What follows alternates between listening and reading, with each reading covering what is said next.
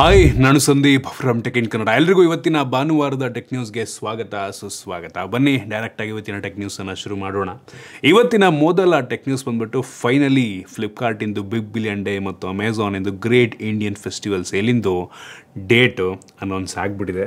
So ಫ್ಲಿಪ್ಕಾರ್ಟ್ನಲ್ಲಿ 23ನೇ ತಾರೀಕು ಈ ಬಿಗ್ ಬಿಲಿಯನ್ ಡೇ ಸೇಲ್ ಶುರುವಾಗ್ತಾ ಇದೆ.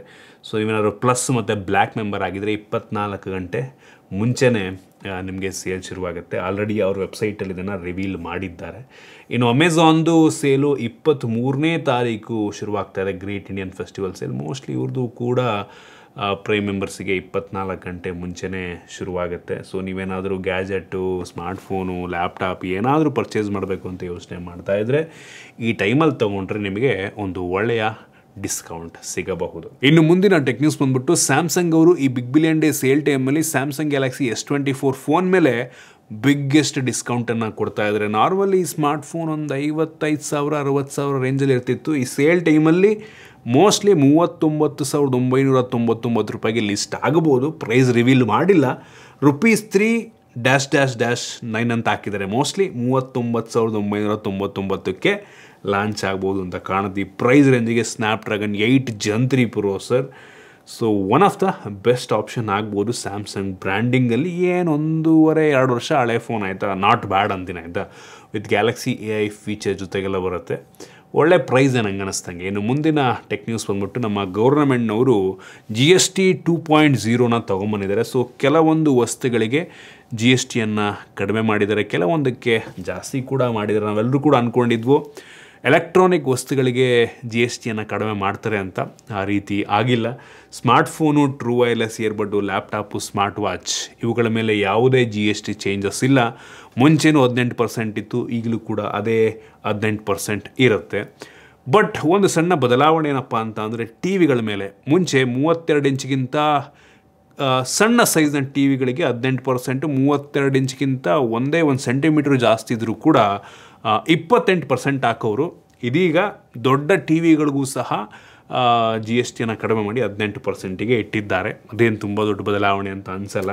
AC ಗಳಿಗೆ GSTನ ಕಡಿಮೆ ಮಾಡಿದರೆ 28ರಿಂದ 18%, ಡಿಶ್ ವಾಷರು, ಮಾನಿಟರು ಮತ್ತು ಪ್ರೊಜೆಕ್ಟರ್ ಎಲ್ಲದಕ್ಕೂ ಕೂಡ 28ರಿಂದ 18%ಗೆ ಕಡಿಮೆ ಮಾಡಿದ್ದಾರೆ. ಸ್ಮಾರ್ಟ್ಫೋನ್ಗೂ ಸಹ ಮಾಡಿಬಿಟ್ಟಿದ್ದರೆ ನೆಕ್ಸ್ಟ್ ಲೆವೆಲ್ ಇರ್ತಿತ್ತು. ಎಲ್ಲ ಸ್ಮಾರ್ಟ್ಫೋನ್ಗಳ ಬೆಲೆ, ಐಫೋನ್ಗಳ ಬೆಲೆ ಎಲ್ಲ ಕಡಿಮೆ ಆಗ್ತಾಯಿತ್ತು. ಬಟ್ ಆ ರೀತಿ ಮಾಡಿಲ್ಲ. ಮೋಸ್ಟ್ಲಿ ಫ್ಯೂಚರ್ನಲ್ಲಿ ಮಾಡಬಹುದೇನೋ. ಇನ್ನು ಮುಂದಿನ ಟೆಕ್ ನ್ಯೂಸ್ ಬಂದ್ಬಿಟ್ಟು ನೇಪಾಳದಲ್ಲಿ ಸುಮಾರು 25 ಮೋಸ್ಟ್ ಪಾಪ್ಯುಲರ್ ಸೋಷಿಯಲ್ ಮೀಡಿಯಾ ಅಪ್ಲಿಕೇಶನ್ಗಳನ್ನು ಬ್ಯಾನ್ ಮಾಡಿದ್ದಾರೆ, including Facebook, Instagram, YouTube. What ಏನಾಗ್ತಾ ಇದೆ ನೇಪಾಳದಲ್ಲಿ? ಯೂಟ್ಯೂಬನ್ನು ಬ್ಯಾನ್ ಮಾಡೋರ ಗುರು. ಕಷ್ಟ ಇದೆ. ಈವನ್ ಎಕ್ಸ್ ಅಂದರೆ ಟ್ವಿಟರ್ನ ಕೂಡ ಬ್ಯಾನ್ ಮಾಡಿ ಬಿಸಾಕಿದ್ದಾರೆ. ಈ ರೀತಿ ಮಾಡಬಾರ್ದು ಯಾವುದೇ ಒಂದು ದೇಶದಲ್ಲಿ. ಇನ್ನು ಮುಂದಿನ ಟೆಕ್ ನ್ಯೂಸ್ ಬಂದ್ಬಿಟ್ಟು BSNL ಅವರು ಅವ್ರದ್ದೇ ಆದಂಥ ಒಂದು UPI ಅಪ್ಲಿಕೇಶನ್ನ ಲಾಂಚ್ ಮಾಡ್ತಾರಂತೆ. ನಾನು BSNL ಅವ್ರಿಗೆ ರಿಕ್ವೆಸ್ಟ್ ಮಾಡ್ಕೊಳ್ಳೋದೇನಪ್ಪ ಅಂದರೆ ದಯವಿಟ್ಟು ನೀವು ನಿಮ್ಮ ಏನು 4G ನೆಕ್ಸ್ಟ್ 5G ತೊಗೊಂಬರ್ತಾಯಿದ್ದೀರ ಅದನ್ನೇ ದಯವಿಟ್ಟು ಸರಿಯಾಗಿ ಕೊಡಿ. ಅದು ಬಿಟ್ಟು UPI ಅಪ್ಲಿಕೇಶನ್ ಮಾಡಬೇಕು ಅಂತ ಹೋಗ್ತಾ ಇದ್ದೀರಾ. ಆಲ್ರೆಡಿ ಬೇಜಾನ್ ಅಪ್ಲಿಕೇಶನ್ಗಳಿದ್ದಾವೆ.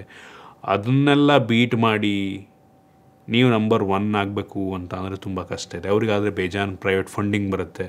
ಗೌರ್ಮೆಂಟವ್ರು ನಿಮ್ಗೆ ಆಲ್ರೆಡಿ BSNLಗೆ ನಡೆಸೋದಕ್ಕೇ ಲಾಸಲ್ಲಿ ನಡೀತಾ ಇರೋವಂಥ ಕಂಪ್ನಿ ನಡೆಸೋದಕ್ಕೇ ಫಂಡಿಂಗ್ ಕೊಡ್ತಾ ಇದ್ದಾರೆ. ಅದ್ರ ಮೇಲೆ ಈ UPI ಅಪ್ಲಿಕೇಶನ್ನು ಕೂಡ ತಂದು ಅದನ್ನು ಪ್ರಮೋಟ್ ಮಾಡೋದಕ್ಕೆ ಇನ್ನೂ ಎಕ್ಸ್ಟ್ರಾ ದುಡ್ಡನ್ನು ದಯವಿಟ್ಟು ಖರ್ಚು ಮಾಡೋಕ್ಕೆ ಹೋಗಬೇಡಿ.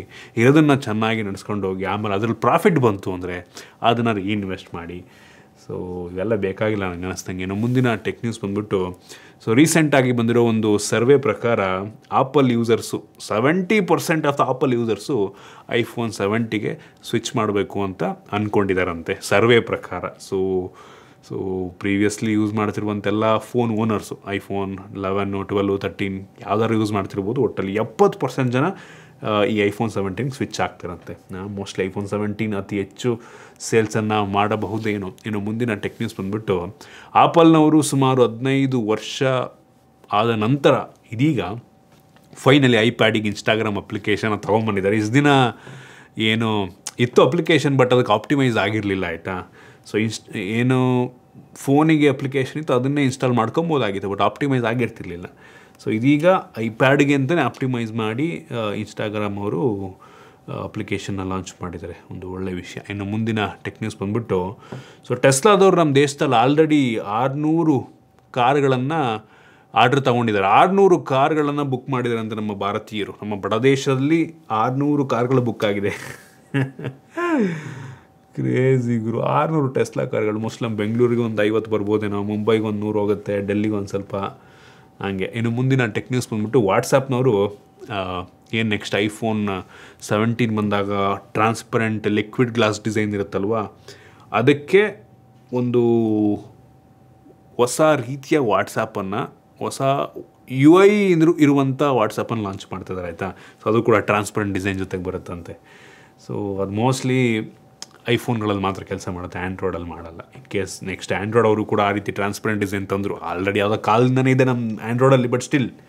ಇನ್ನು ಮುಂದಿನ ಟೆಕ್ ನ್ಯೂಸ್ ಬಂದ್ಬಿಟ್ಟು, ಸ್ಯಾಮ್ಸಂಗ್ ಗ್ಯಾಲಕ್ಸಿ S26 ಸೀರೀಸ್ ಇಂದು ಕೆಲವೊಂದು ಡಮ್ಮಿಗಳು ಲೀಕ್ ಆಗಿದೆ ಆಯಿತಾ.